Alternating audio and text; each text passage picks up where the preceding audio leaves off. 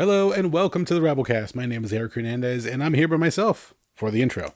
Doug and I on this episode talk about the recent wrestling event, Wrestlemania 40 from WWE. 2 nights, 8 to 9 hours worth of wrestling action. Well, less if you cut out like all the promos and vignettes and whatever.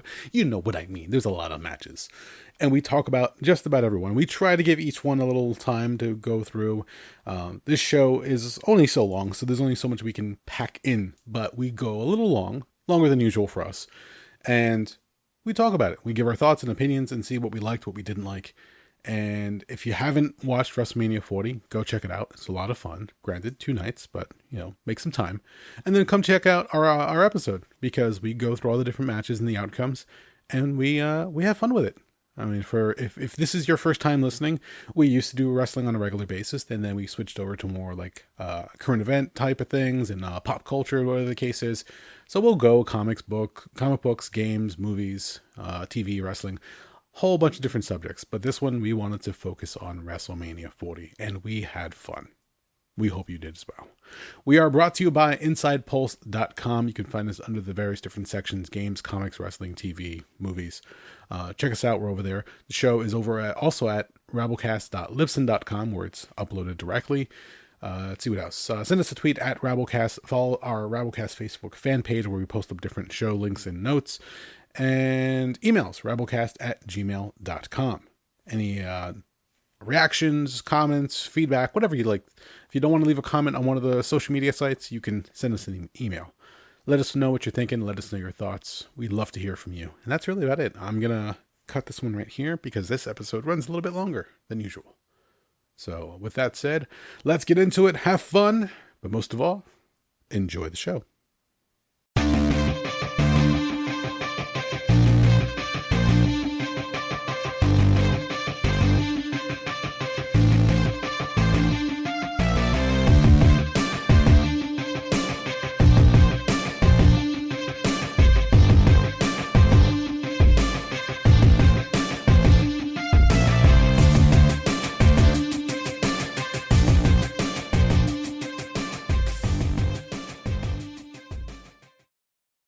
Welcome back to the Rabblecast, where we have permanently changed the cooking game.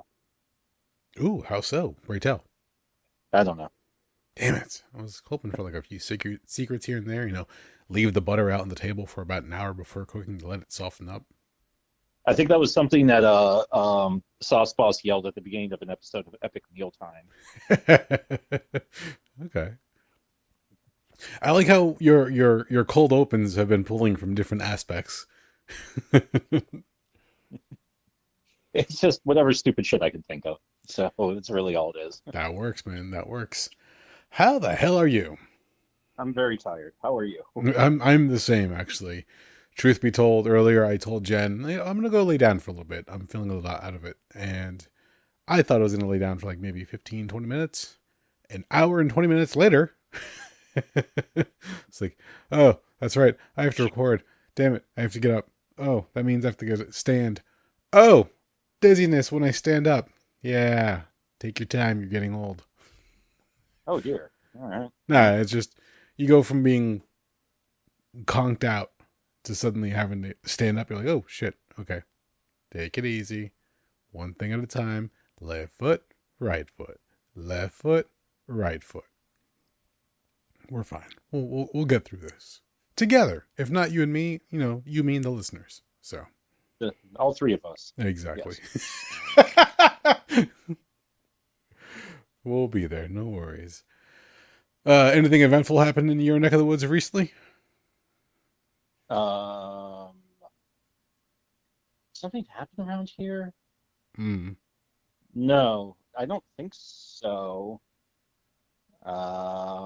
It's not a political podcast, but a lot of the area is battening down the hatches because a certain former president who's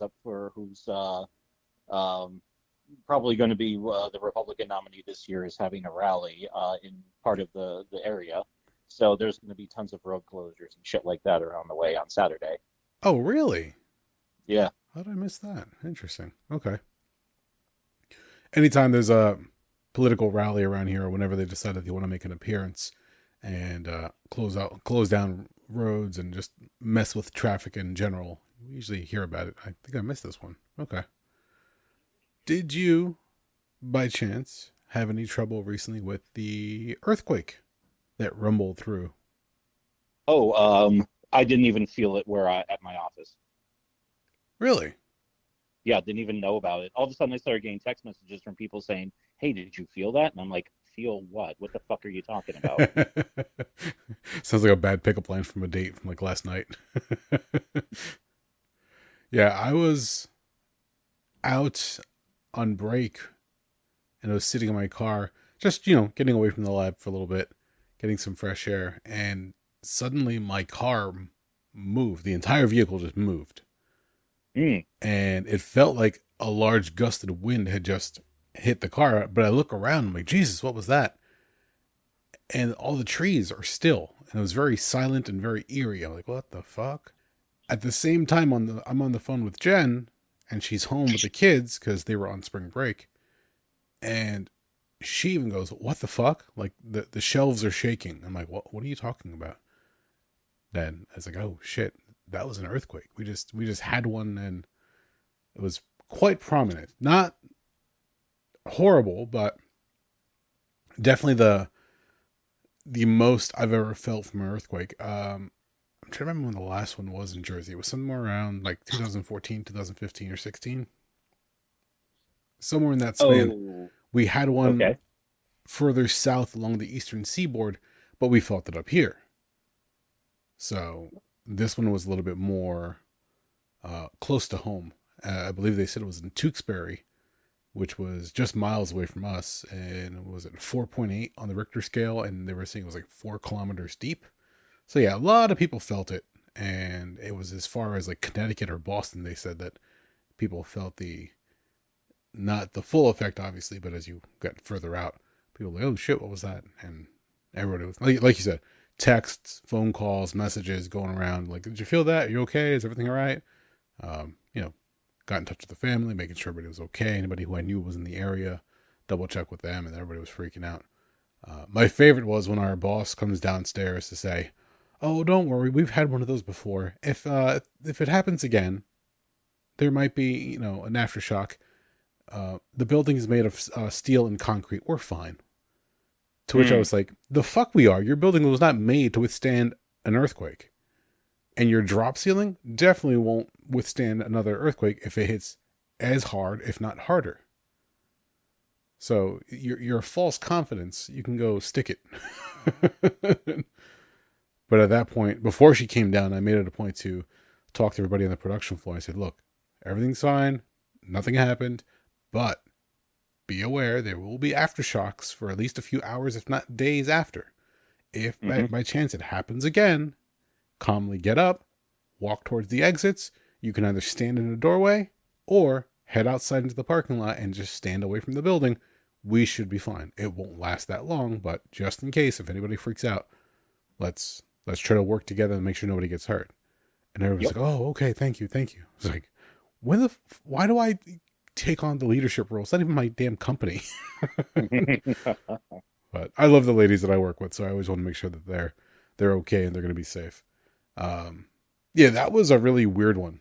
Um, People talked about it for a little bit. People freaked out. Let's see what was going on. And then just a few days after that was the solar eclipse. That once again everybody was freaking out. We wasn't sure what was going on. Are you going to be in the path of when the moon covers the Earth or the sun? Are you going to be in the path of what was it? Totality as the sun darkens for a little bit, and everybody's like, "Oh, what are we going to do?" And can you look up at it? No, you can't look up at it. You'll hurt your eyes. "Oh, how do you look at it?" You go get some special glasses. They have special little lenses on them. They look like 3D glasses for movie theaters from back in the day. What's that? Never mind. But the one thing I found really interesting, let's face it, everybody's trying to make a buck. You could go to schools or libraries and get a pair of these special glasses for free because they Yep. want everybody to be able to look at them. Or you can go to a convenience store; they'll charge you like $2-3 a pop. Or online, I think they were like charging like $5 a pair. But everybody's trying to make a buck here and there. So I got some cool shots of the eclipse, and everybody was wondering what was going on. And once again, we were allowed to go outside, quote unquote. Let's face it, we would have gone outside anyway. But for a few minutes, we checked it out, and it was the first time I actually got to see a solar eclipse. What about you? What about me? What do you mean? Did you get a chance to check it out or no? No, I was so busy with work. I was like, just everyone fuck the fuck off and fuck off. Okay. It's been a very difficult. Well, I was about to say it's been a bad week. It's been a bad year and a half at my job. So Gotcha. yeah, I've just been incredibly irritated with everyone and everything. So I was just like, fuck your solar eclipse.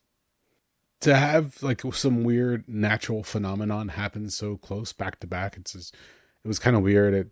Somebody paraphrased the one line from Ghostbusters. They say, earthquakes, eclipse, cats and dogs sleeping together, mass hysteria. So, just interesting little turn of events that happened recently. But we're all fine. Nothing changed. As far as I can tell, nothing fell down as far as the earthquake is concerned, although there's a lot of damage reports still going on as far as like bridges and buildings, just to make sure, especially closer to the epicenter. And as far as I know, there was no rapture during the eclipse, and there were no superpowers bestowed upon anybody. So, business as usual. Well, it's also interesting because a week before the eclipse, 6 days before the eclipse, and 3 days before the earthquake that hit the East Coast, was there was an earthquake in Taiwan. Yes. Yeah, and because I heard about it on the news, actually somebody mentioned to me, like, hey, don't you know people in Taiwan? I was like, yes, I do. And it's like, hey, are they okay? And I said, why? Because my first thought was like, please don't tell me China decided to fucking do something stupid. But no, it's like, oh, apparently there was an earthquake. So I immediately messaged the two people I know, and they were both at different points on the island from where it was. So they felt some shaking and some pictures fell down, but that was about the worst of it. So yeah, everybody got away pretty unscathed. It was centered on the east coast of Taiwan, of the island. So, and it was pretty wild. Like, there were pictures of buildings that were like semi-collapsed and crazy shit like that. And that's scary because out there in Taiwan and China and Japan and South Korea, I can't speak to North Korea, I don't know what they're up to, but they have some pretty stringent building codes in terms of how they have to be constructed in terms of to prevent or to mitigate some of the damage potential from earthquakes because they're so prevalent out there. Yeah. That morning when I found out about the quake in Taiwan, I made it a point to message Jimmy, because we know he's out there. He's every now and then checked in, send like random messages and whatever the case is, or like a funny reel.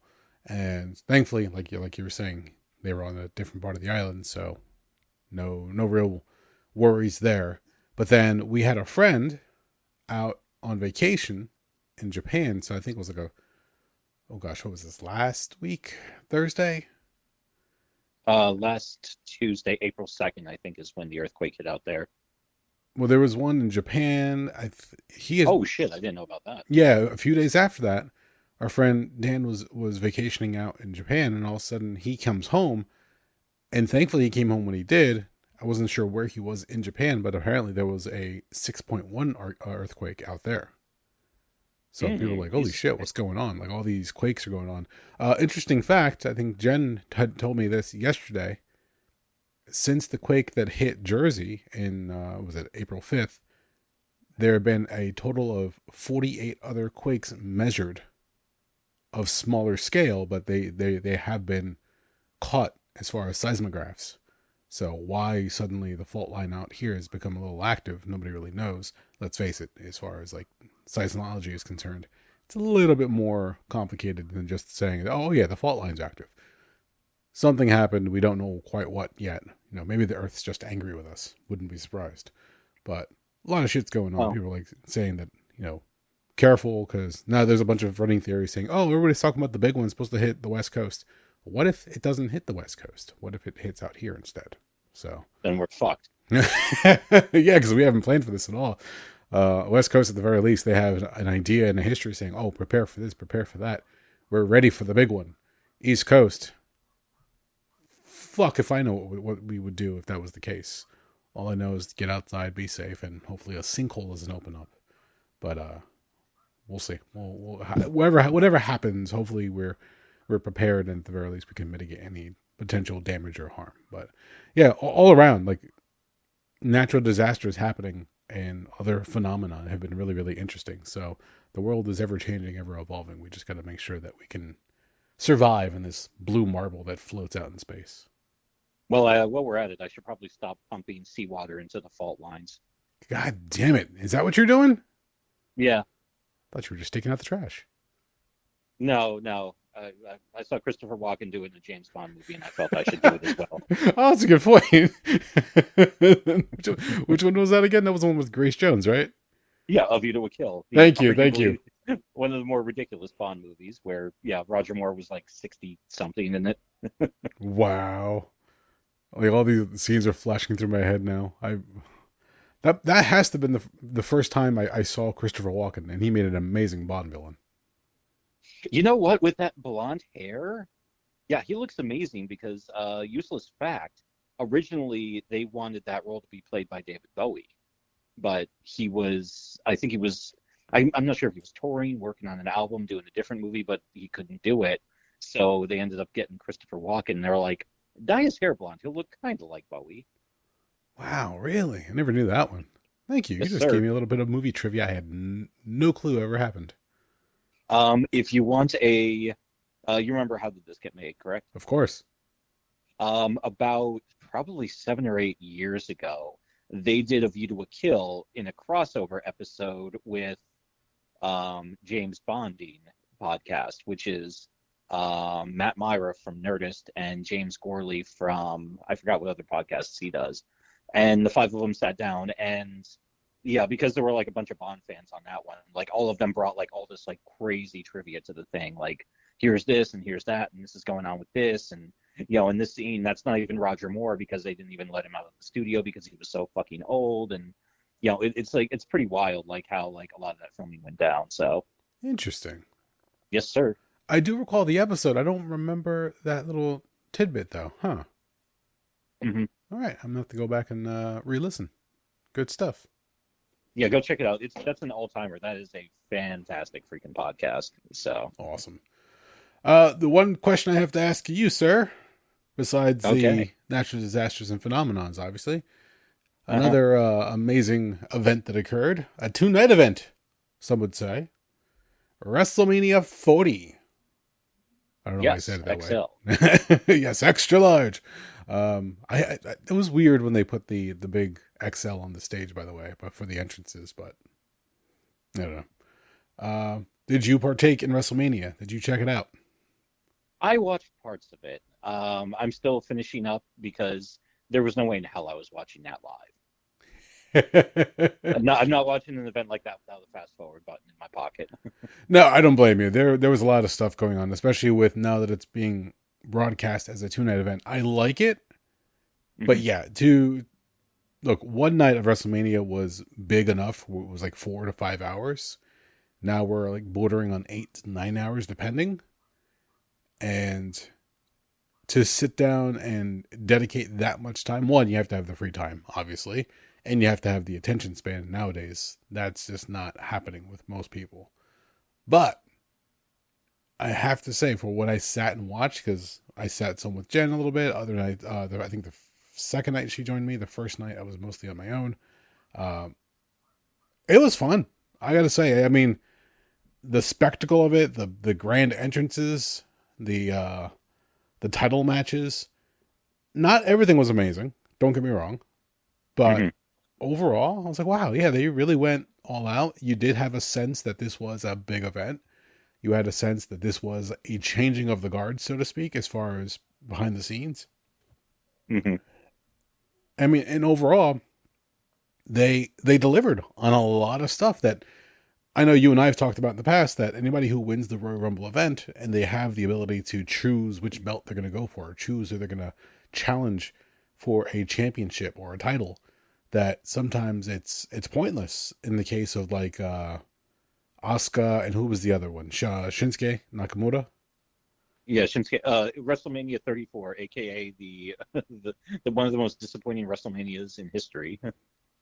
We can look back at that now, especially being a different era in booking, because again, like we mentioned, you win the big Rumble match, you think this is their chance to go forward and get something. Oh, what happened? Oh, we have a guest. Yeah, look at that little one. Hey, how are you? Sorry, kid. There's no speaking roles on this show. You're not getting paid. WrestleMania 34, we said, right? Yeah, we were talking about WrestleMania 34 and what a goddamn disappointment that show was. Well, now we can look back on that one as a different era as far as booking is concerned. Now with, not to bring up the name, but with the exit of Vince McMahon and the changing of the guard, styles have changed, different storylines have played out, and now we can definitively say that we have entered a new era as far as WWE is concerned. Because where you would have a match like that between Asuka and Shinsuke and their respective opponents, when they challenge for those titles, nothing changed hands. I mean, yeah, there were fun matches to watch to a certain extent, and you were hoping that they would get their big wins. But now, I think there were only 2 title retentions overall at WrestleMania. One being Rhea Ripley. Yes. And oh gosh, I just blanked on the other one. Whatever Logan Paul's carrying. Thank you. I think that's the U.S. title. That's probably why I forgot who it was. Yes, it is the U.S. title. Yeah, that shithead. But yeah, no. Out of all the titles that were up for grabs, even the tag titles were split up again. So you have the Raw and SmackDown titles that were being decided in a ladder match with all the different tag teams. And that match, for whatever it was fun. Like you had exciting things happen, and you had new champions, new storylines open up with this, and new ideas can come out of it. So it was fun to see what was going on. It definitely felt like the ending of a bunch of different storylines for this WrestleMania, and that's a great thing because going forward, they're gonna want to have other options, other ideas, other routes to take because now they can keep pushing these storylines, not just keep running the same ones over and over and over again. And I mean, don't get me wrong, it's too soon to tell. We have to wait and see how the booking all plays out. But they were saying that back in like October, November, like 80% of WrestleMania had already been set up and decided. They knew where they wanted us to go with all these different people involved. But we got to see some cool matches. Not every match was amazing. Don't get me wrong. No, there was plenty of stinkers on the show. Yeah, both nights. But it was interesting to see. What I was surprised to see was the placement of some of the different matches. It makes sense in storyline. So I was amazed to see that it was Rhea Ripley and Becky Lynch opening the show for night 1. Okay. I was like, what the hell's going on here? I thought these ladies, especially, they're trying to push the women's division so much nowadays that they're getting on par almost with the men, especially with Rhea Ripley, that I thought they were going to save that one for later in the evening, maybe like right before the main event or maybe like in the middle of the card. But they opened it, and then they mentioned that Becky Lynch had come down with strep. And she'd be dealing with that. I'm like, oh, that makes sense then. If she's sick, she's not going to want to be out there in the cold weather that was Philly in the open arena. Fun fact, they did have a heated ring. So really? Yes. They kind of had to. I think temperatures are like between 50 and 55 degrees. And with the wind chill, it got to like 44 and 48 degrees. Yeah, it was mid 40s for... At least during the day and at night, I think it got a little bit chillier. Yeah, another fun fact, they bumped the start time an hour earlier. So normally the show would start at 8 o'clock. Yeah. Instead of the pre-show, they started the actual show at 7 o'clock. I'm sure they wanted to have that extra hour of quasi-daylight as the sun was setting and keep the ring a little bit warmer. So that way they would try to prevent certain wrestlers getting sick while they're out there. Because let's face it, all these guys are out there in just a pair of trunks and boots. And it's nothing much more protecting them from the elements. So if it started raining out of nowhere, like a freak storm, the show would have been screwed. But Oh yeah. they were able to figure that part out. They heated the ring. I don't know if they had like heaters underneath the ring or pointed towards the ring from the scaffolding or the rafters that they built, but at the very least they attempted to keep their performers warm during the cooler moments.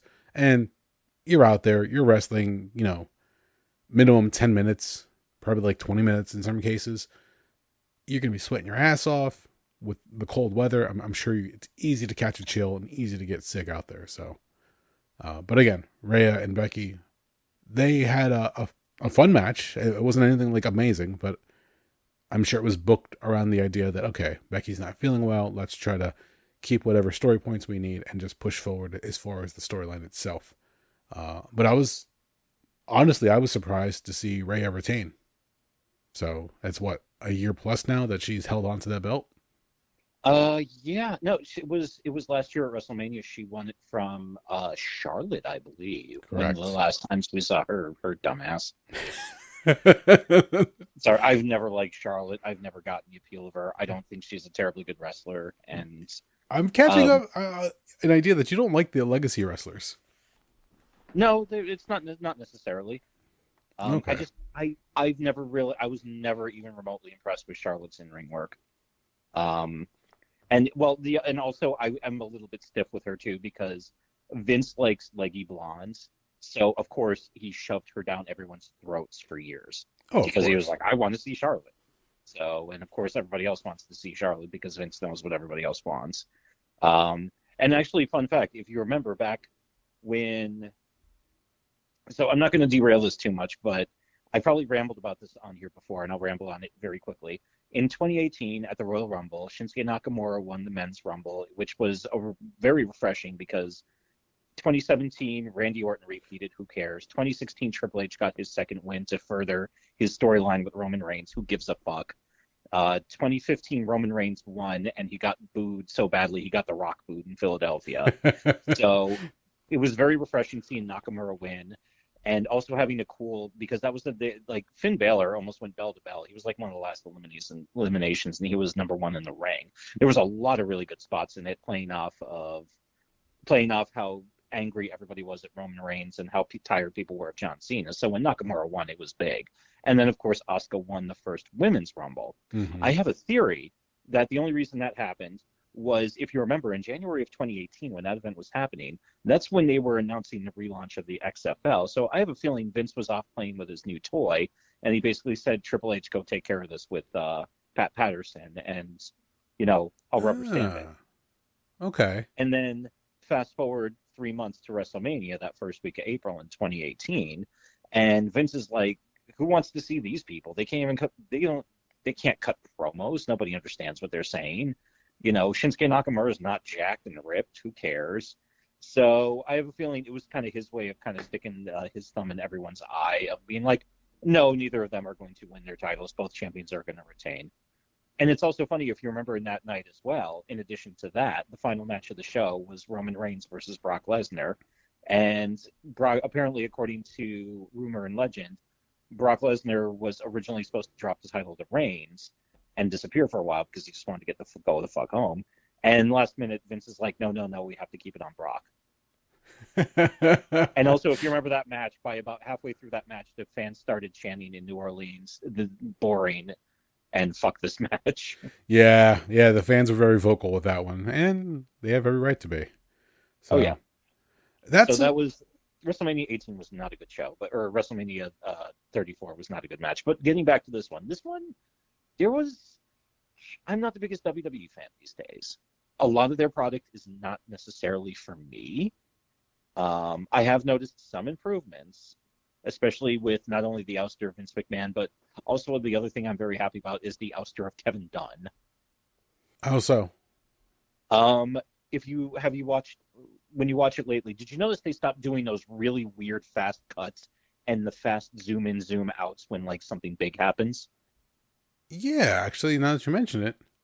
That was Kevin Dunn's handiwork. Huh. And he'd been with the company for decades. Like, he's an old legacy guy. because his father had a prominent role in the company previously. He got tied in with them.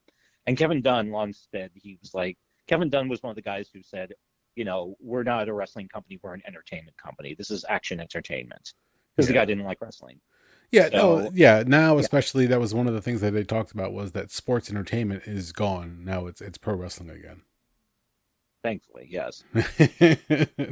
But no, I didn't realize that those camera shots were being done away with. I don't watch it on a regular basis to really notice it. Mm-hmm.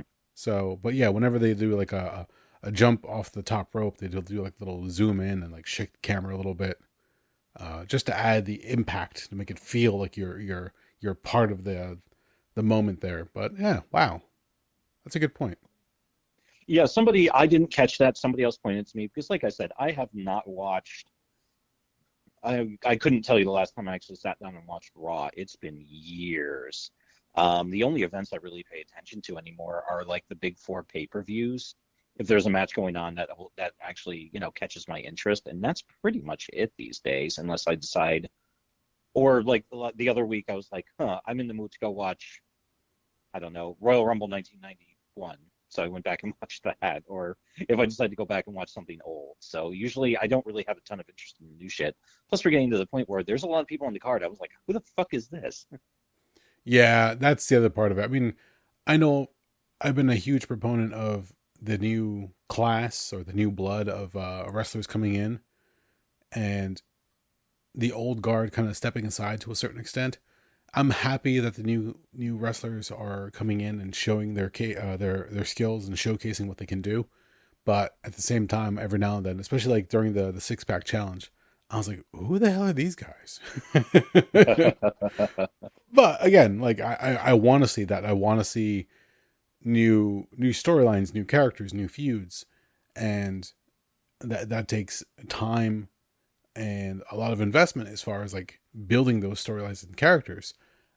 If you're not watching on a regular basis and there's a new tag team or there's a new individual wrestler, yeah, you can get lost very easily as far as the storylines are concerned. But I was like, okay, let's see what they can build. Let's see what happens.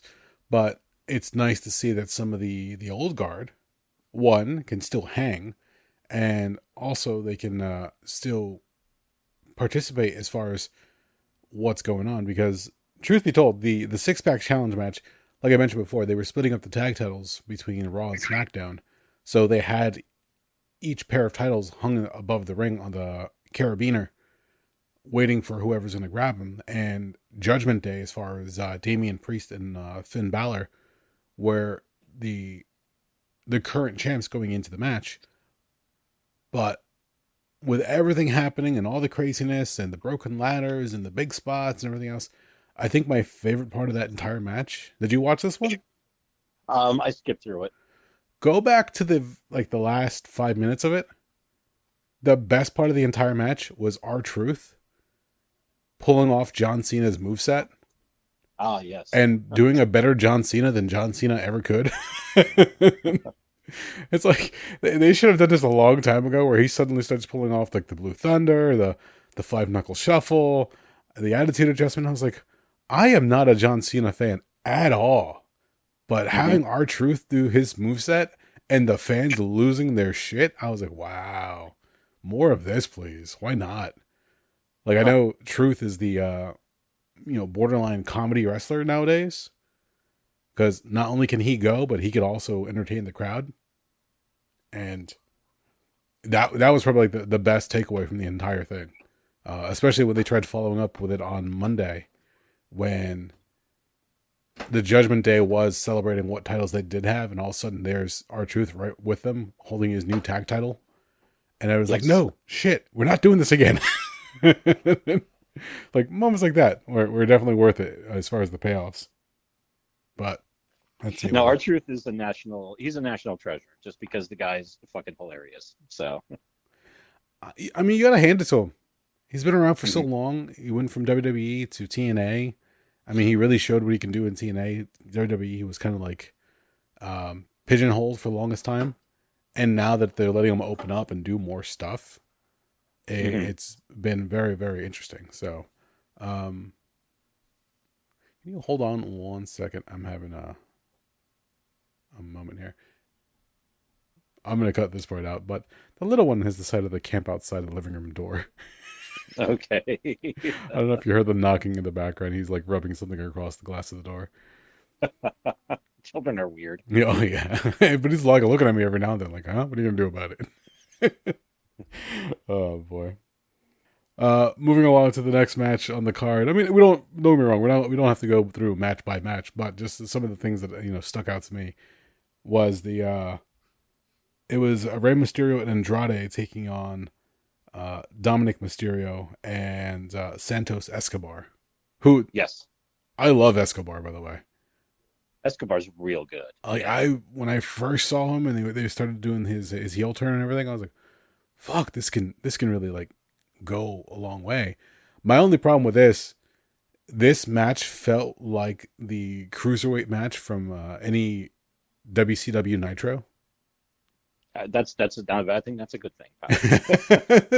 It's a good thing, but at the same time, I was like, "Oh, this is the SAP version of the show," because all of the Spanish wrestlers were more or less stuck into this match.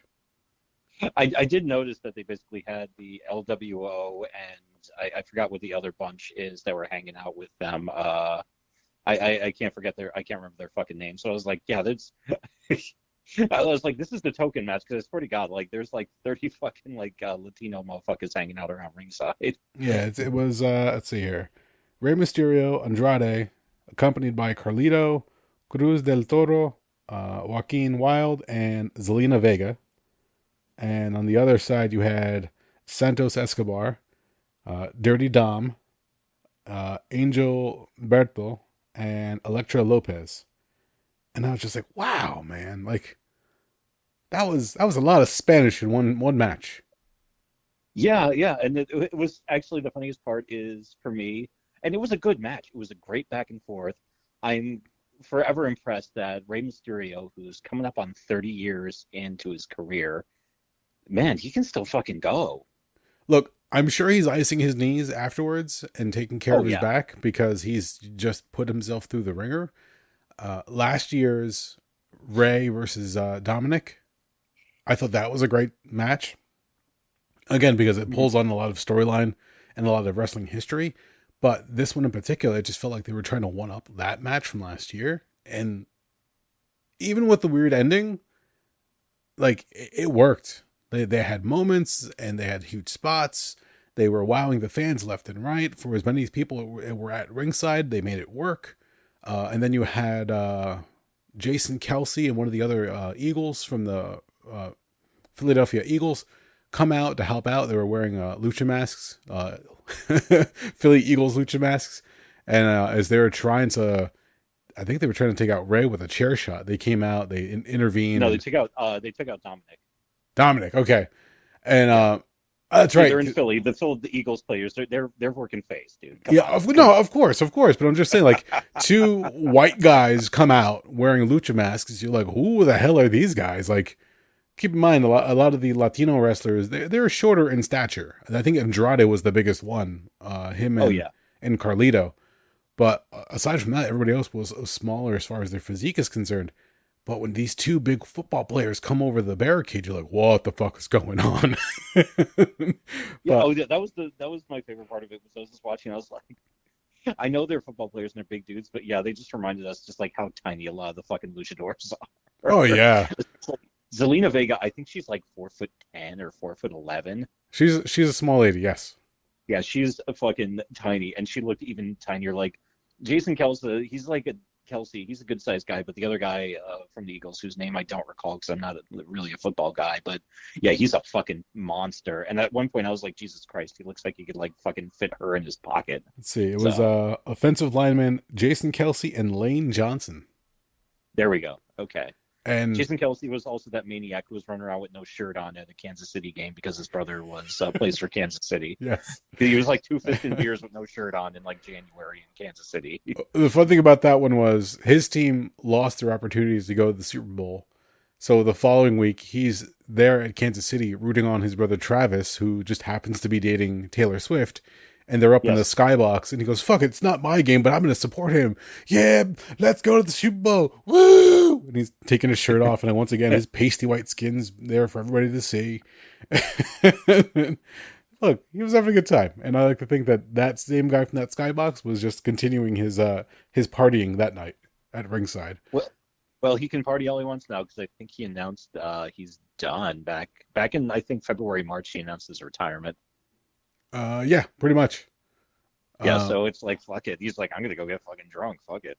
Get drunk, have fun. Oh, you want me to be part of this show? Yeah, why not? Like, it's got to be great. Like, a lot of the people who grew up watching wrestling can now participate in wrestling simply because they're an athlete or they're a celebrity. There's a lot of stuff like that happening nowadays. So the following night, there was another guy, I think it was Jason Kittle from the San Francisco 49ers. He was ringside. So, and they made a point to get him on camera a few times. So yeah, it's crazy, man. The amount of stuff that they can pull from the audience alone now with all the celebrities and sports figures, you never know what can happen. And that's what I like about the era of WrestleMania, that anything can happen at these events. So it's like, keep your head in a swivel, because two pasty white guys might just jump over the barricade. As such. Let's see, what else did we have? Brother versus brother, as far as Jimmy and Jey Uso. Not a good match. It was fine. Yeah, nothing to write home about. They did what they had to do. They more fulfilled other roles later down the line in other matches. I think it was Rikishi was trying to say that he would like to see his boys like finally, come to terms with one another and hopefully embrace each other at the end of Mania. Spoilers, that didn't happen. So that storyline still pushes on as far as they're concerned. But yeah, again, not everyone was great, but they did go out there in the biggest stage for wrestling and try to put on a good match. And I did like the history when they played the promos and they showed the photos of them growing up and everything else. I was like, okay, I can definitely appreciate the story behind this one, but execution, not the greatest. No. I think probably for night one, probably my favorite match was the Sami Zayn versus Gunther Intercontinental title match. Yeah, that was cool. Not only because you got to see Zayn backstage with his wife and his kid, but as he's walking towards the entryway, and you see Kevin Owens. Yes. Kevin Owens sitting there sporting the Terry Funk shirt, which I thought was a nice touch. And, tells him to get out there and it's his time. Go do what you're going to do. And like that like amped you up for a little bit. Now, I'm not, how do I say this? I was a big El Generico fan. Okay. I love what he did on the Independents. The switch over to Sami Zayn was a little bit weird. Like, you had to get used to it. But he has consistently worked his ass off to deliver. And he's very emotional when it comes to his matches, like facial expressions and everything. So, because it always seems like he's getting his ass kicked in every single match. When he was involved with the Bloodline, that storyline, it just seemed like he was the whipping boy for the Bloodline for the longest time. Definitely the weird whipping boy stuff, but also just the generally fun, weird stuff of, I swear to God, at a certain point in time, he just said, every time I'm out on camera with the Bloodline, I'm going to do everything I can to try to make them crack on camera and laugh. And Yes. People have put together supercuts of all the times like they were doing things, and he says something, and he's just like, and you can straight up see like the Usos and Solo Sikoa just basically like putting their like hands over their mouths, and you could tell they're clearly laughing. They're just trying not to fucking get caught on camera. Oh yeah, just check out any Botchamania when they do like the goofs and the backstage stuff. Yeah, absolutely. You could see them just trying not to crack up on camera. But oh yeah, that was definitely a good one. Again, storyline wise, they made you feel invested. They definitely pushed that idea that he was pretty much punching above his weight class and just trying to go out there and compete with Gunther, and Gunther was just manhandling him for the most part until the very end. So that one, again, storyline as far as booking, it definitely came together and worked well for the event. So congrats to Sami Zayn on that one, because that was a hard fought one. I know everyone's going to talk about, oh, it's a predetermined, yes, but to go out there and put himself through all that shit. I mean, he made me believe he was getting his ass kicked. So that when he finally got the victory at the end, I was like, holy shit, nice. Like, sad to see Gunther, like, again, another huge title reign come to an end. But Yeah, that was like almost 2 years, I think, that he was sitting on the IC strap. I think they said like So yeah, he had hit 666 days. that sounds about right. Yeah, it was about half of Roman's title run. Yeah. And look, long title runs nowadays, they don't come around often, especially the way that WWE was hot shutting a lot of their booking. But to have Gunther and to have Roman hold on to the respective belts for a long time. I mean, look, Rhea just completed a year we were just talking about, so we'll have to see how that plays out going down the line a little bit further. There was another match on there. It was Jade Cargill, Bianca Belair, and Naomi taking on Damage Control, Dakota Kai, Asuka, and Kairi Sane. Oh yeah. I hate to say it. I mean, don't get me wrong. It was a fun match. But I think this one was overshadowed just by the wrestling debut of Jade Cargill. I think that's what most people take away from this one, other than, the amazing talent that was in the ring. The match felt a little bit abbreviated, and yeah, it's very weird because they made such a big deal about them hiring Jade Cargill away from AEW last year, and I feel like they barely used her. Like, I know she was in the Royal Rumble, but yeah, this one, like, I feel like they keep trying to have like her coming out party for like, hey, look at this, and it just never. They're still figuring out what the fuck they're doing, so I don't know what the hell they're up to with her.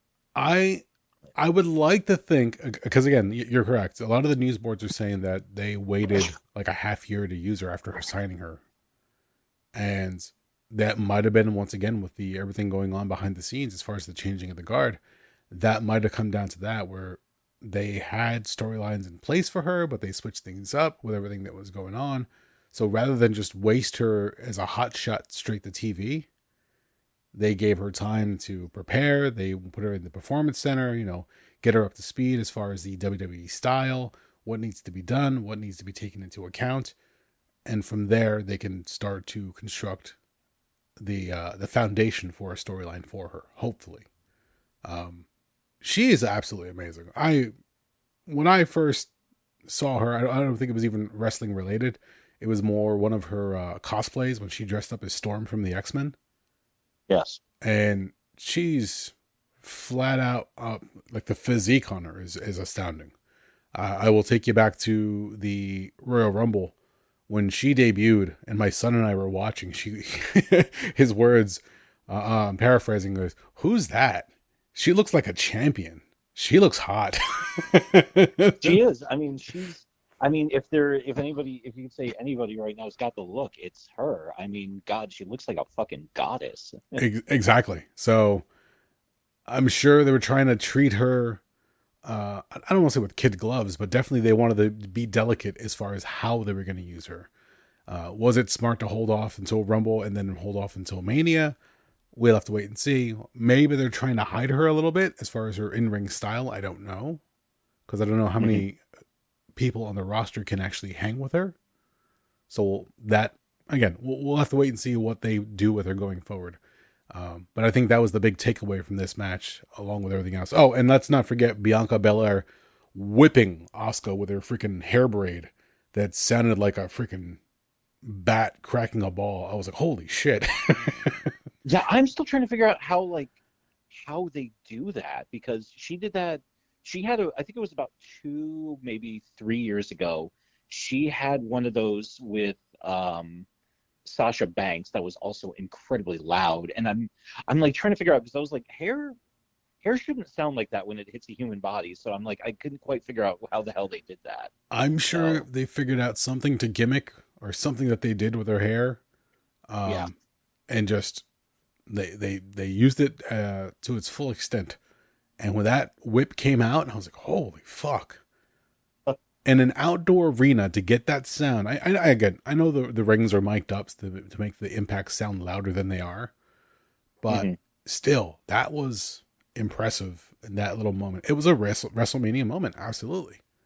and it allowed them to gain the victory, especially when Jade. What's her finisher here? She picks him up. She does like the double underhook chicken wing and drops him forward, if I remember correctly. So they do Yes. like the face bump. It's referred to as jaded. That's it. Yeah.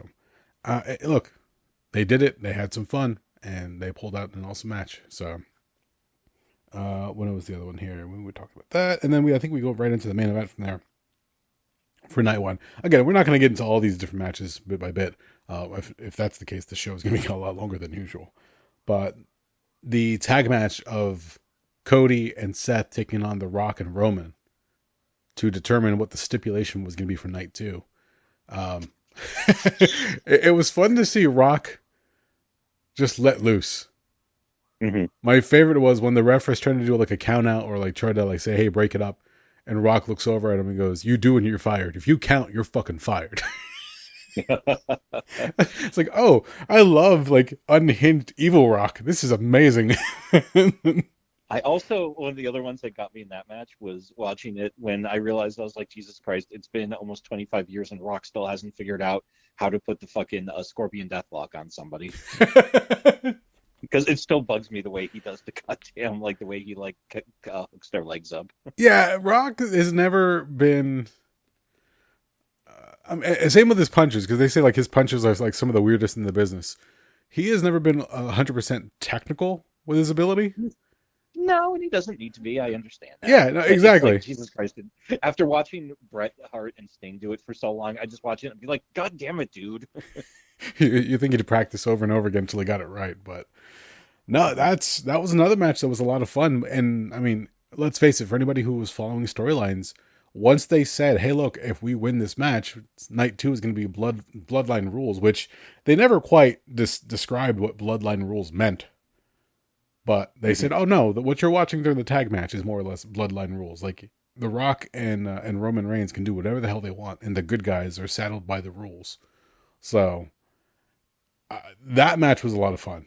Like, it was everything I expected. I knew what the outcome was going to be, and it set up the storyline for night two. So it was a blast just to watch The Rock going out there and having a blast for for one night as the quote unquote final boss. And his new entrance was kind of fun too, actually. So, I will say this: it did feel the tag match closing up night one. I think it was a little bit longer than it needed to be. Yeah, it was. They definitely took advantage. It was about 40 fucking minutes, I think, and it was like, come on, like it was like there was plenty of fat you could have cut off of that one. I think. I think at that point it was The Rock saying, "Hey, look, we're just going to give the fans more than what they were expecting, and just go out there and have fun." And it also lent the fact that, Cody was then going to be beaten down for night two, and Seth Rollins absolutely was destroyed for his title match the following night. So I think that was like the real thing that we're trying to hammer home. That the good guys are going to lose. Night two, the good guys are just going to, play with them like piece of meat, essentially. And that just furthered the storyline and then added to the stakes as they went forward from there. But it's to cap off night one with a match like that and to have Rock just cussing at ringside. I love Final Boss Rock. I think he's hysterical. He should do that more often. And I hope he comes back to do another storyline again and he's around for a little bit longer, because the whole thing was just funny as hell. I have to say this too, especially on night two, The Rock's outfit was absolutely one of the most ridiculous things I've ever seen. I loved it. What, the vest with the collar? Yeah, the white vest with the collar that said "Final Boss" on the back, and the white bell bottoms. It was like amazing. that is one hell of a choice right there. Even night when he had it basically in black as his ring gear that he took off to reveal his classic trunks. But yeah, it was one of those things where I was like, Brock looks ridiculous. I fucking love it. Coming out, had the big flaming Brahma bull on the stage. It was great. Yeah, leading into night two, you got to mention the fact that Stephanie McMahon making a return to the company. Yeah, that was unexpected. I looked at Jen and said, "Oh, that's brave." She goes, "Why is that brave?" I'm like, the amount of questions she's going to be getting just backstage alone. Like, I hope they kept the press away from her, because with everything else going on, they people still want to know what the fuck happened. And Stephanie may or may not have a better idea what was going on than we've been told. So, but to see her out there again without the shadow of her father lingering over the event, I think that was really cool. So, Yeah. Well, this is also, I think this is the first WrestleMania that Brock Lesnar has not been on in quite a few years. yeah.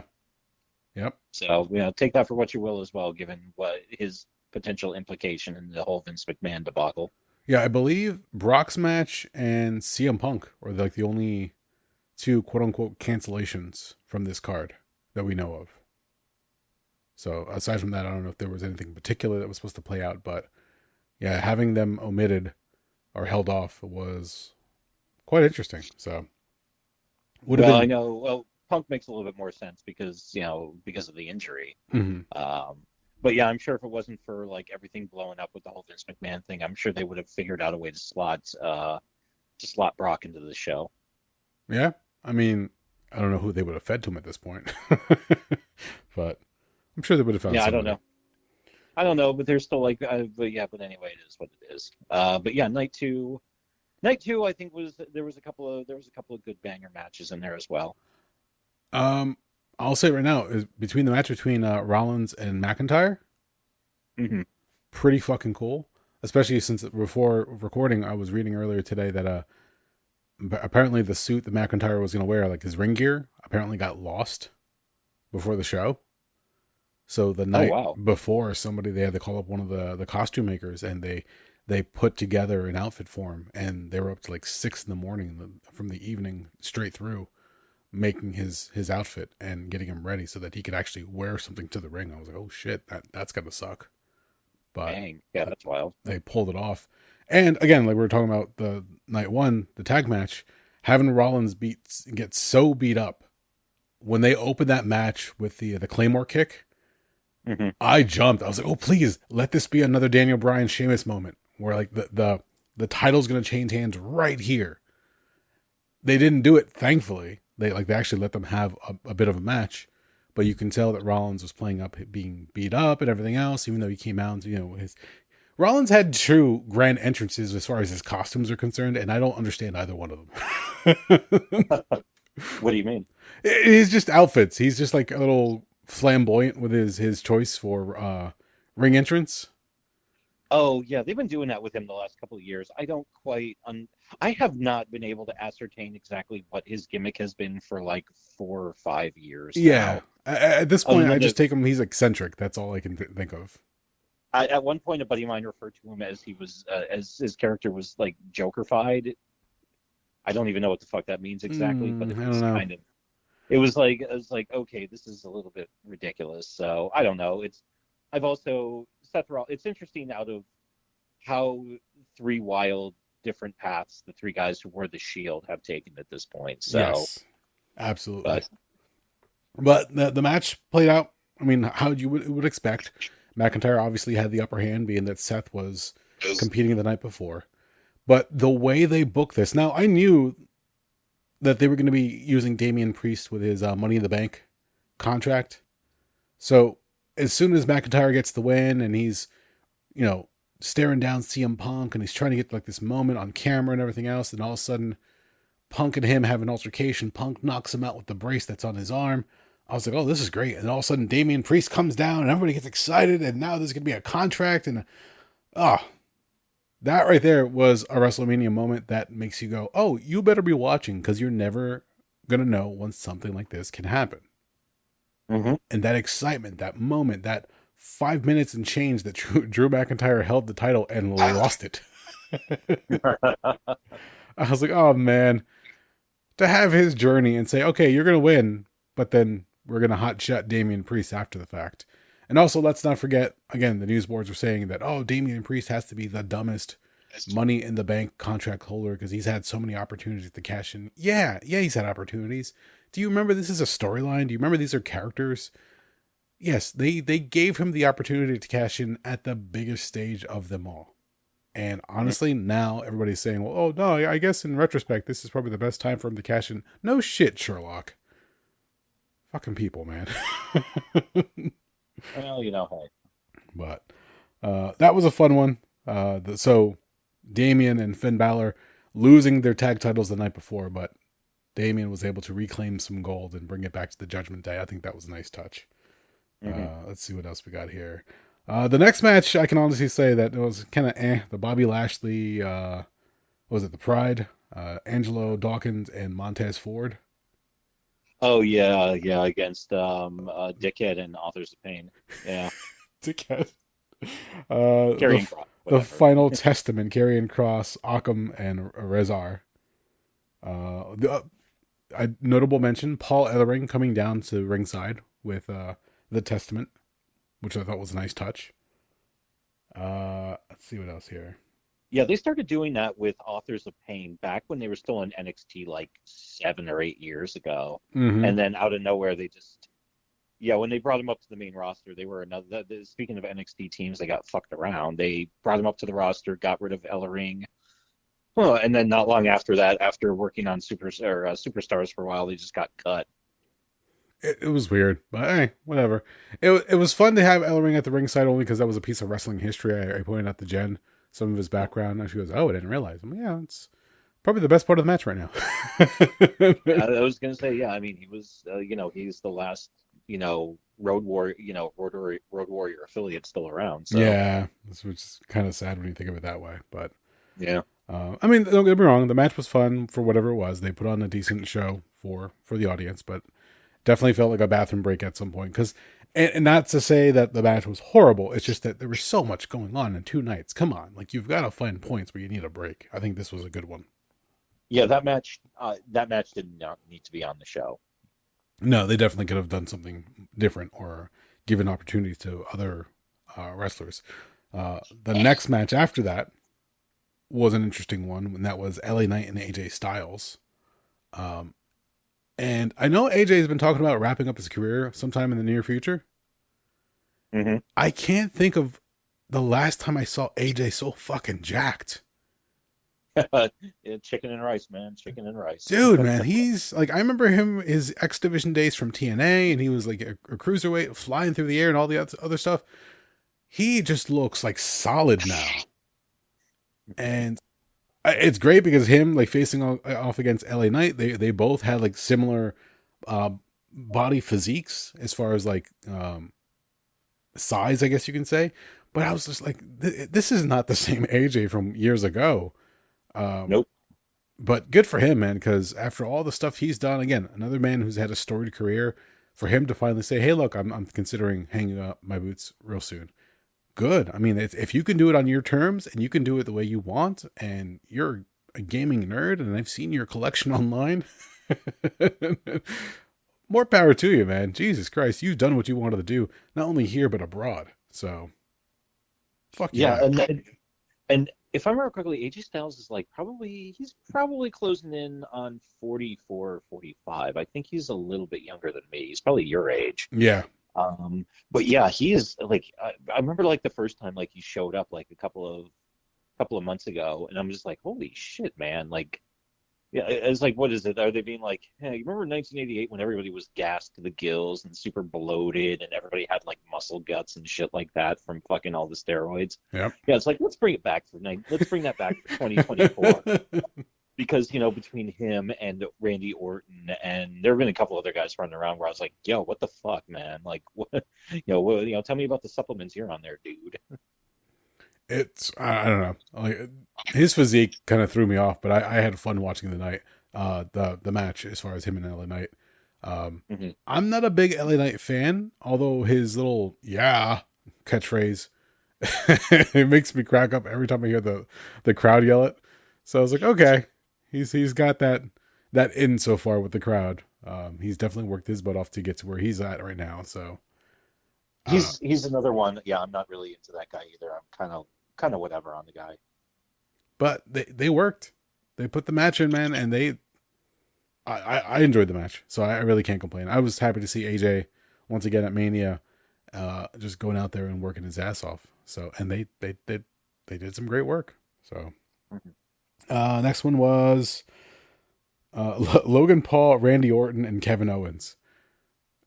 I love the follow up of Kevin Owens going out there, and then you had Sami Zayn going, "All right, man, it's your turn. Go out there and get it." That was a fun little touch. And then having the match open between Randy and Owens and saying, "You know what? Let's just go after him." Logan Paul has done a really, really good job, him and his brother, of just making themselves internet heels. So it's the idea of you pay to see them get their ass kicked and hope that they lose. That's the feeling that I got from this match, because everybody's like, "Oh, Randy Orton, Kevin Owens, yeah, by themselves they would have a decent one-on-one match, but now you're throwing in Logan with the title. Yeah, let's just beat the crap out of the blonde kid. Why not?" But it irks me. Go ahead. I was gonna say he's athletic in his own right, so he can work himself. So yeah, he's just such a douche. But I don't know. But I mean, I can't even say it's his gimmick, because he's been a douche for as long as I've been hearing his name, and that's probably, like, unfortunately way longer than I've ever wanted to be. But yeah, it is frustrating because the guy's, I've had some people even say, it's like, no, check out his matches. The guy's like freaky talented. So, but I don't know. It is what the fuck it is. I also giggle because, yeah, they part of the deal I think they worked out is they're got that Prime energy drink that's like all over the ring, and like they got the card. I'm pretty sure that's his energy drink. It is. It absolutely is. So not only does he have the Prime logo on the turnbuckles, it's on the canvas. They had the quote-unquote hydration station at ringside that constantly kept getting knocked over during different matches. Yeah. And then the one guy, I remember the other YouTuber that showed up that was dressed up in the Prime bottle. That I forgot his name. I don't remember either. But Randy Orton just like gave him like the Spartan kick and knocked him over. I mean, funny moments for that, but otherwise, whether you love him or hate him, Logan Paul can work. I mean, it was amazing to see some of the different athletic feats he could pull off, and he just plays a heel very, very well. So in that regard, I'll give him all the credit in the world. The fact that he broke in because he's a YouTuber and he's a former Disney kid, not for nothing, but go fuck yourself. Yeah. There you have it. Yeah, that's about it. That's all I can say. But he's proven that he can hang in there. So if that's the case, let WWE run it until the wheels fall off, because he's living a dream, and at the same time they're making money. So, what else happened here? Io Sky going up against Bailey. See, this I have not watched that one yet. Okay, then we won't touch upon it too much, other than to say, this is where I thought. know who won, so yeah. Okay, all right, go. Well, this is where I thought like the Rhea and Becky Lynch match would have been on night one, much further down the card. But I'll let you watch that one and enjoy it. It's fun for what it is, and when you watch Bailey pull out the victory, you're just like, oh man, this is pretty good, and it makes you feel good at the end of it too. Like, all right, this is a title victory that was hard fought, especially with the storyline between her and Damage Control and how that all came to be. And she got kicked out of the group after forming it, and they were like talking behind her back, even though that she could speak Japanese apparently. That whole story bit. No, that was I'm glad to see that the women are getting a chance to go out there and do their thing. If you look at Elektra Lopez and Zelina Vega in the other match from earlier the night, like they're ringside, they were more like tertiary characters. No, Io and Bailey are out there. They're prominent. They're just beating the crap out of each other and putting on a pretty damn good show. So, and then with that all being said, we head right into the main event of Roman Reigns taking on Cody Rhodes in Bloodline Rules, which we didn't know what the fuck that meant, but apparently it just means no holds barred, or like, no DQs, however you want to put it. There were no rope breaks. We're going to make it look like everything is slanted horribly in favor of Roman, so you think it's going to be another defeat like last year for Cody. Exactly. No rope breaks, no countouts, no nothing. Just beat the crap out of each other and see what happens. And then the silliness that occurs at the end of this freaking match. Oh yeah. I saw one. I don't know if it was IGN or another news outlet. They were like, "Oh, the ending of this match was like Avengers Endgame." I'm like, all right. First off, fuck Fuck no, it's not. That's a bad comparison. Uh, you're better off going that one match. Who was it? Triple H versus, I can't remember now what his opponent was, but it was the one Mania match where it was like the last hurrah for DX and all the different people come down. NWO comes down, Sting comes down, like all the different cameos. It was Triple H versus Sting back at WrestleMania 31, where they basically Vince wanted to refight the Monday Night Wars because he's a crazy person. Yeah, and it was just fan service left and right. But it also didn't make sense. But, much like this one. To have all the different people. A little bit more sense. Anyway, go ahead. Well, yeah, no, they're again, it's fan service, but they're playing off of the fan service for WWE, whereas that one was you were hoping that you had knowledge of both WWE and WCW. So this one you had. I don't even fucking know at this point. Solo Sikoa came down.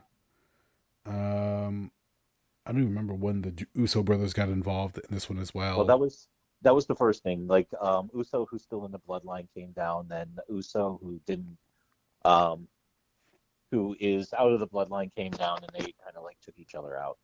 That's right, because I actually jumped because when I think it was Jimmy or whichever the good guy was. I can't remember off the top of my head. They're twin brothers. Don't sue me if I can't keep the name straight. One Uso speared the other one off of the entry ramp. They didn't give you a good shot of the tables down below. So I literally thought he speared him off the stage down to the concrete. Oh, geez. Okay. But when they show the second camera angle afterwards and you see the tables with the black tablecloths over them, you're like, oh, thank God. All right, they're not dead. There was a moment there where I thought something seriously had just happened. But it was just a way to get them out of the match. Then Solo Sikoa comes down. And then from there you have John Cena comes down. Then you have him have the little face-off with The Rock. Mm-hmm. Which was the pause of them looking at the crowds back and forth. Very reminiscent of when The Rock faced off against Hulk Hogan and they did the same kind of stare off into the crowd. 22 years ago. Yeah. Yes. So that was a nice little callback there. Again, fan service. Never do I want to see John Cena in the main event at all at Mania. It's just at this point, literally when his music hit, I was like, oh, fuck you. You know what? Using him like this, I'm fine with that.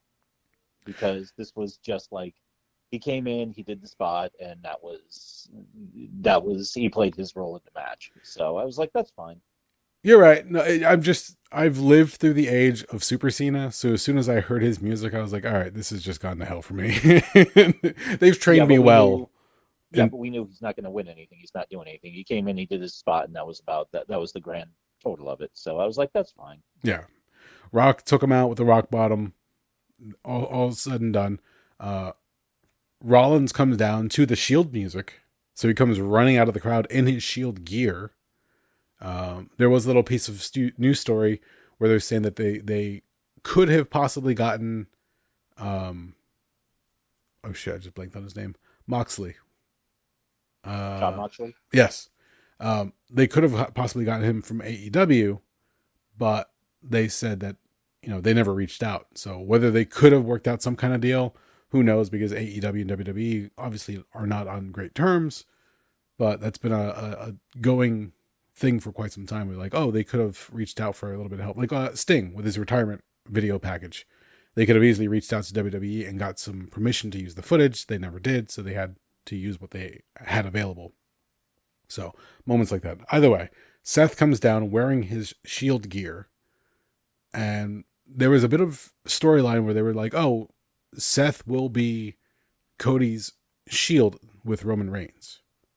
Mm-hmm. So they were trying to play off that little bit of story, and they were playing with the history of the Shield, where Rollins turns on the group and blasts Roman in the back with a steel chair. So they were like trying to say, we're paying off this bit of wrestling history right here. Because the moment where Roman has the opportunity to either chair shot Cody or chair shot Rollins, he chooses Rollins as Rollins stands there in his Shield gear saying, oh no, I'm going to get you back for all those fucking years ago, motherfucker. And it was a nice touch because as he was busy taking out Rollins, it gave Cody the opportunity to get in there and finish off Reigns. Mm-hmm. So with that part, that was definitely nice little homage to WWE wrestling history, which is something they rarely ever reward you for. But to have it finally play out and see Cody do, what was it, like 3 Crossroads? Was that the case? Yeah, you're forgetting to run in. Am I forgetting right? Who am I forgetting? Shit. Who took Rock out? Oh shit, you're right, Undertaker. I was like, wait a minute, you missed like the biggest pop of the night, I think. You know what? I was so fucking fixated on John Cena, I completely forgot about The Rock. You're right. When his music hit, and they did the whole ECW lights out thing and turn it back on, I was like, oh shit! I love the fact that Undertaker did not even bother like suiting up. He was just backstage,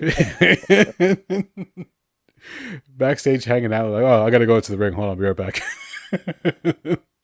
Yes, I appreciate.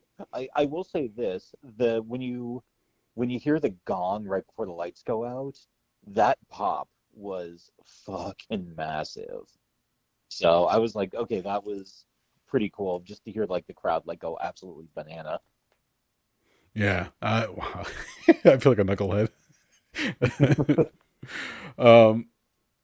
Undertaker's history at WrestleMania is so prevalent. Like we're talking about all the undefeated streak and finally losing to Lesnar, but still having a few matches after that, a few WrestleManias, just to keep his career going, and then finally saying, "Oh, I'm done. Like that, I'm hanging it up." But to have him show up, especially as we're doing this little trip down memory lane for all these different characters between John Cena, The Rock, and Undertaker, that was just fucking awesome. So, like, go ahead. I was gonna say I can't even fathom them sitting backstage going, you do this, you do that, then you show up and you do that. Hey, Taker, you want to show up? Yeah, sure. Well, the thing I'm always wondering is because the hot rumor that was going around for a couple of months there was that it was Austin was going to show up as well. So I'm very curious, like, were they not able to make a deal with him? Was he just like, no, I did my thing 2 years ago where I beat up Vince for the last time, I'm done. So I was just like, I wonder like what that was all about, truth be told. So I mean, you never know, because the other rumor I heard, not just Austin, but I also heard once again that Hulk Hogan was going to make some kind of appearance in the ring. To which I was like, again, why? We don't need that. I mean, it would have been a nice touch if Hogan would have appeared for Taker, and he and Taker just battled back to the locker room. But again, there was so much going on in this match already. Between night 1 and night 2. Yeah, this was basically just just like if you're going to overbook it, like overbook it within an inch of its life. Yeah. And as you said, night 1, the tag match at the end was a little long as far as runtime. This one was shorter, thankfully, especially with all the different run-ins. But they made it work. Like it was fun. It was exciting. It kept you on the edge. You were wondering if they were actually going to let Cody have this one. And long story short, if you haven't seen WrestleMania 40 at this point, spoiler, Cody did it. He ended the story or closed the chapter, however you want to refer to it as. He walked away with that belt, and that was a great moment. My favorite was at the very, very end when the ring announcer, Samantha, was it? I can't remember her name off the top of my head. Yeah, I can't remember. I have no idea. But when she stood up, you can hear it in her voice. And Samantha Irvin, she stood up, and when she goes, and you're new, and like you hear her voice waver. Like the emotion that she put in that announcement when she announced Cody as the new winner or the new champion, it hit home. We were like, holy shit, like this is like a big moment in wrestling history. However you feel about Cody Rhodes aside, his father, his family, whatever the case is. I mean, fuck, the beginning lyric of his entry music is wrestling has only one royal family. Fuck off. That whole thing of him finally getting to this point and his story of being in WWE and having all these gimmicks and not really working really well, and then leaving to start AEW and do what he did over there, and then I guess like falling out with that group essentially, and then coming back to WWE to realize his dream, his journey. I mean, fuck, they even gave me like a little biography documentary film. Like all that stuff. It culminated in this amazing moment for WrestleMania 40. The only other moment that comes close to this night as far as victory is when, and I know his name's like blacklisted pretty much, but Benoit and Guerrero, when they won their respective championships at WrestleMania, Yeah. that's the biggest thing that I could like remember as far as how this felt. The locker room emptying out, people coming down, shaking hands with him, Triple H coming down, and everything else. Like it was awesome. Like it makes you forget that this was this big like production. Like the locker room comes out, all the good guys are there, and they're all shaking hands. Him and Rollins shake hands. So was it Bruce Pritchard was ringside? Maybe I missed it. I don't remember. There was one of the other guys from the backstage area, but everybody coming down and just having that opportunity for him to celebrate. His wife comes out and everything else. Like it was awesome. Like that whole thing. I was like, fuck, man, they did a really good job at paying this off. Not only that, but like to end Roman Reigns' title reign as far as like 1,316 days. I only know that because it's right here on the screen in front of me. Yep. That's nothing to like sneeze at. That's a big, big number as far as holding on to the belt. That puts him in the same category as Hogan, Bruno Sammartino, and I think that was Bob Backlund, right? Yeah, Bob Backlund. That was it. I was like, God damn it, was it Bob Backlund or Pedro Morales who had that other monster run in like the late 70s and early 80s, and it's Bob Backlund. And you can make the argument if you want, like, oh, Roman Reigns didn't defend the title nearly as much as he should have, or whatever the case is. Seth Rollins was more of a fighting champion. Look, again, this is all storyline. And let's not forget that Roman Reigns is also dealing with leukemia. Yep. I do believe he still gets treatments for that, or he still gets, like, follow-up visits with his doctor just to make sure that it's all in check. I do believe after Mania, he's taking off a certain amount of months to probably address whatever's going on with that again. Just make sure that everything's cool. So again, it doesn't matter if you're going to sit there and complain that, oh, he didn't defend the title nearly as many as other champions in the past. No shit. This is fake. Wrestling's not real. It's all predetermined storyline. This is a soap opera for men. I'm not trying to disparage. I'm just trying to remind people that their arguments for that, absolutely stupid and asinine. So the storyline, as we have it, 1,316 days, that reign ends, and Cody, again, it's the cliche of the story ends, or the chapter, whatever the case, however you want to put it. At the very least, he was able to win that title. He wasn't able to hand it to his dad and Dusty, but he was able to hand it to his mom, and that whole thing was fucking awesome. Yeah. Whether you love him or you hate him, it was definitely an emotional moment, one for wrestling history, and just like, holy shit. Now the only thing is, what happens after this? How do they book it? How do they go forward? Rock is also going to be taken off a few months because he's got some movie scheduling taking place. But the promo that took place on the Monday afterwards, where they're talking about how everything went down and how Rock wants to hold the belt, and I'd really love to see your belt, and Cody's like, oh, I want to hold your belt if that's the case. And it was a very I felt like a really weird locker room moment that should not have happened. And the crowd even started chanting, "This is awkward." Yeah, it was very. I watched clips of it, and also that entire thing I think was like 45 minutes long. Something like that. Yeah, it was nuts. Yeah, I was like, what are we doing here, guys? It was very weird. The one question I do have is at the very end when The Rock gives him something and puts it in his hand and says, "You don't even have to open your hand to know what this is. Never break my heart again." That's the one thing I'm curious, because there's been a lot of speculation as to what the item was that was given to him. Supposedly, when Cody was going to go to acting classes, Dusty, as the story goes, Dusty pawned his watch to pay for his acting classes. And they didn't get the specific watch, but they get the same style watch that Dusty had back in the day. And they gifted it back to Cody, saying, "This is what your dad gave up for you. We just want to return it to you," kind of thing. But does the "don't break my heart again" mean don't leave WWE again just to follow some silly pursuit. I don't know what the case was. I mean, granted, he had to leave WWE to reset himself and come back. Otherwise, this never would have taken place. But don't go to AEW, don't go to a competitor, whatever the case was. That was a weird, like, little behind the scenes moment that was played out in front of the cameras. It was nice. It was touching. But what happens to Cody now? Who is going to be his next challenger? Who is going to give him the opportunity to defend the title? Like, this is going to be now where we see the new booking era of Triple H and company. How do they pull this off going forward?